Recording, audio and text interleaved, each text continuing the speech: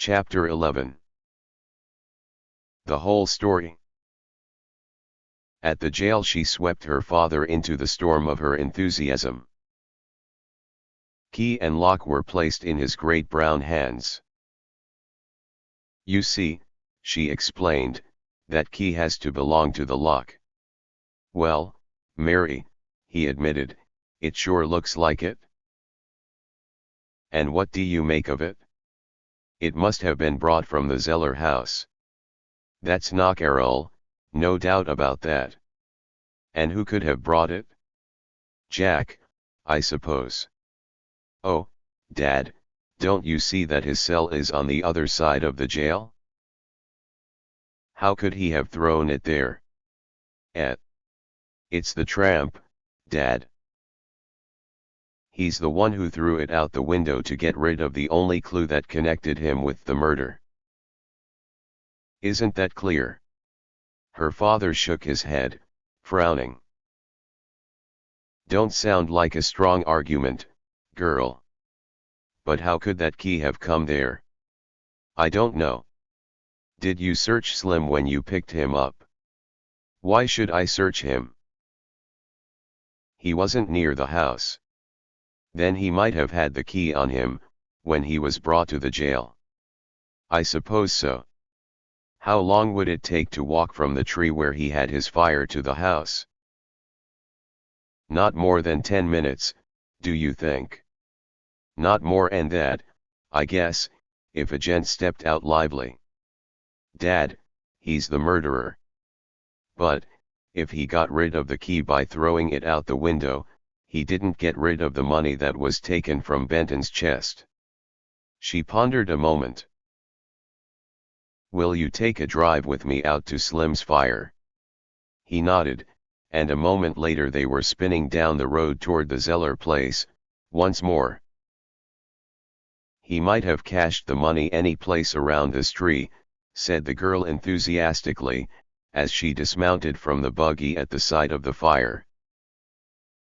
"That's true," said the sheriff, and he began an ardent search. But there was nothing to be found. In half a dozen places, where boughs joined the trunk, at a steep angle, he looked, but there was no sign of the money. "Or he might have dug a hole," suggested the girl at length. They examined the ground around the tree, within a radius of 100 feet, but there was no sign of earth having been broken. "Still," said the girl, "it must be here. He wouldn't wait to hide it any other place, because he'd be in such a hurry to get back to his fire. Isn't that logical? Before the murder he was seen drowsing by the fire, after the murder he was back at his fire again. That is his alibi." "You got all the terms down pat," said her father. "And it sounds reasonable, too. But what next? What about the fire itself? Buried paper money in a fire." Larrabee was chuckling. "See where he scraped that fire to one side. He first had the fire going on the left, then he moved it to the right, where it is now, scraping the whole bed of coals. Well, is it reasonable that a man would move his fire, once it's going? Isn't the hotbed of coals the most important part of a campfire, Dad?" "That's gospel, Mary." "Then, perhaps, he moved that fire to cover something." The sheriff said not a word, but simply kicked away the ashes and the charred remains of the fire. He thrust his hand down into the half-baked earth below it, tearing it away in clods, until at last he uttered a cry, worked a moment longer, and then stood up, holding a handful of dirty greenbacks.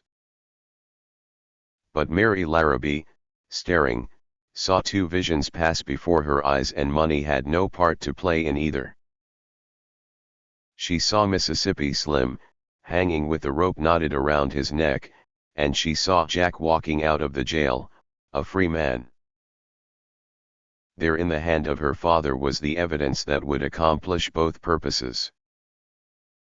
The money and the key, the sheriff was saying. Well, it sounds pretty good, but we can't be sure. The thing to do, Mary, is to get a confession out of Slim, if we can.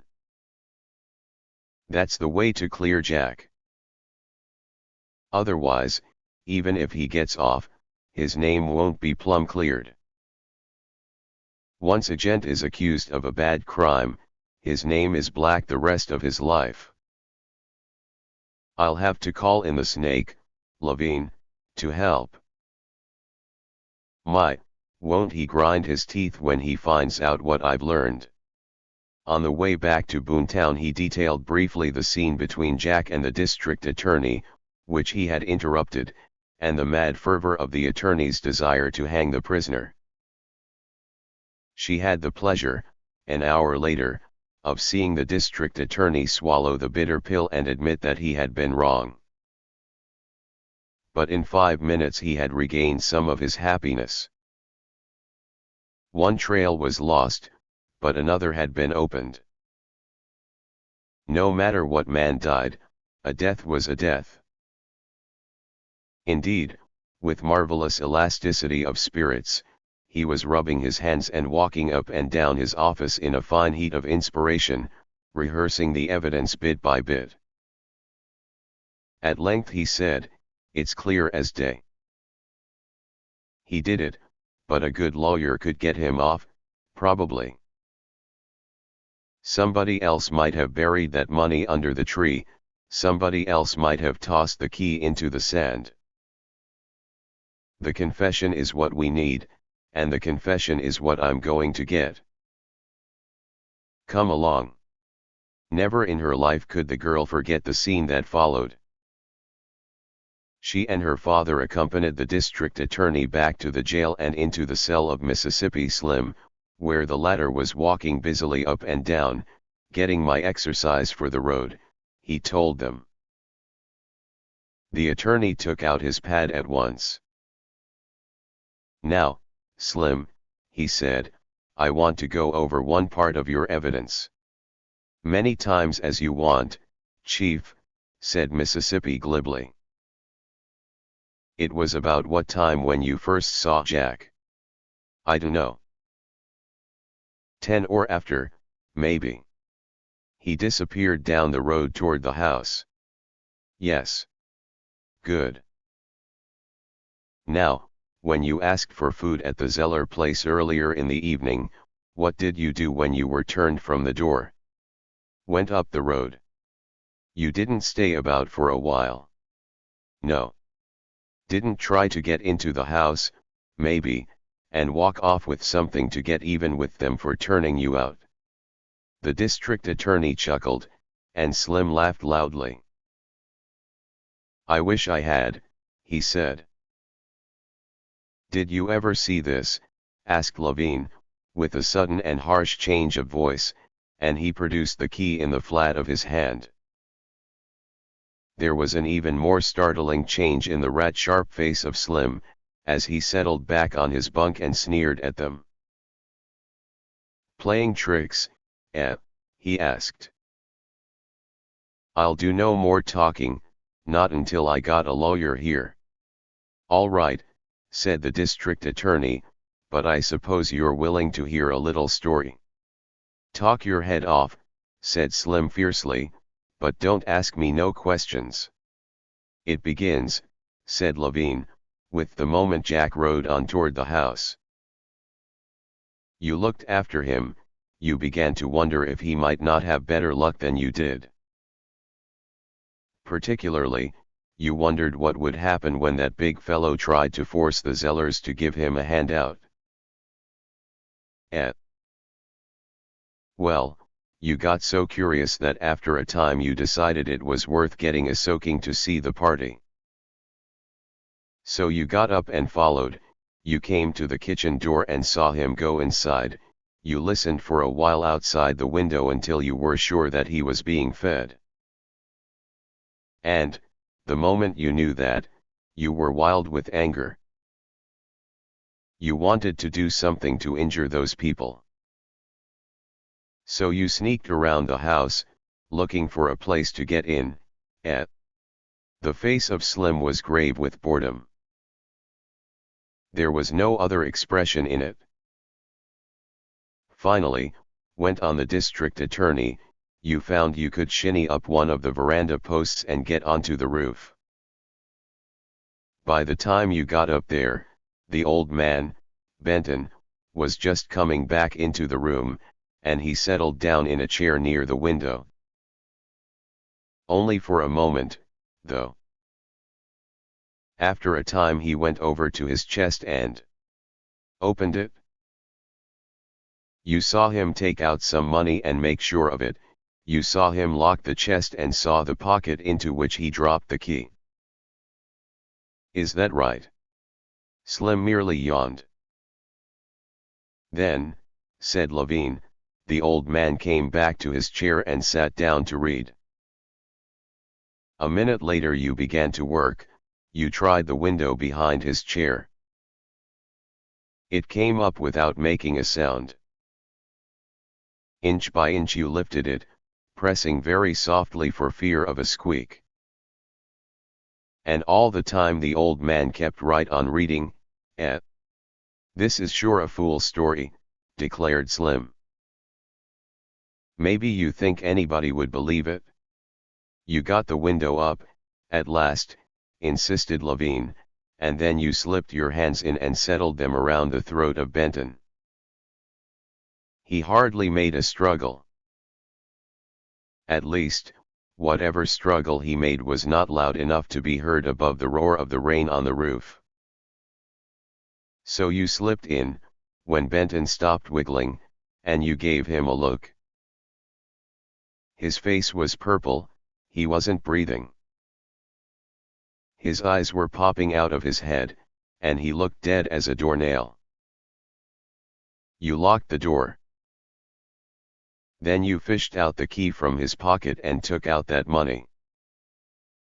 But, while you were stuffing it into a pocket, you heard a shriek behind you. The old fellow was only partly stifled.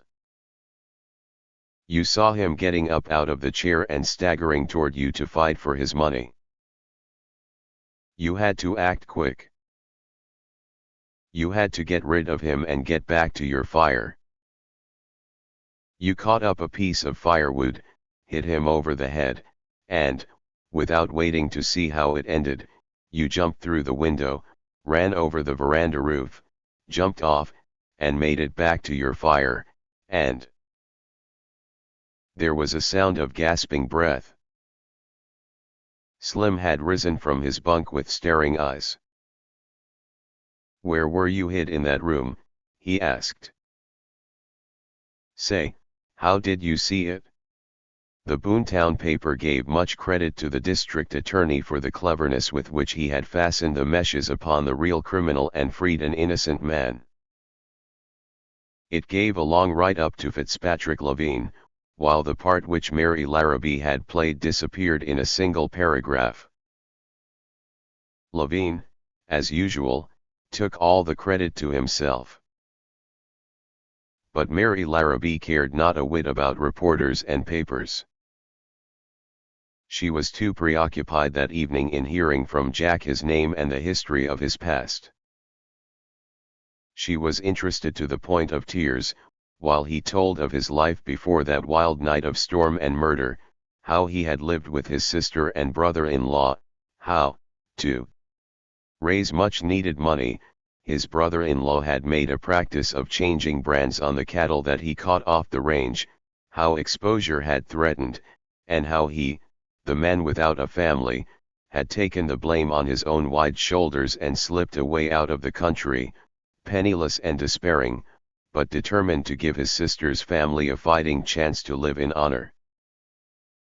For the first time and the last she heard all this with misty eyes, and it was never again referred to. Nor were any of the events of the Benton murder ever mentioned in the house. But, when she was Mrs. Jack Montaigne, Mary kept in a secret place, to be looked at on holy days, the little worn key that had saved the life of one man and sent another to his death. The end.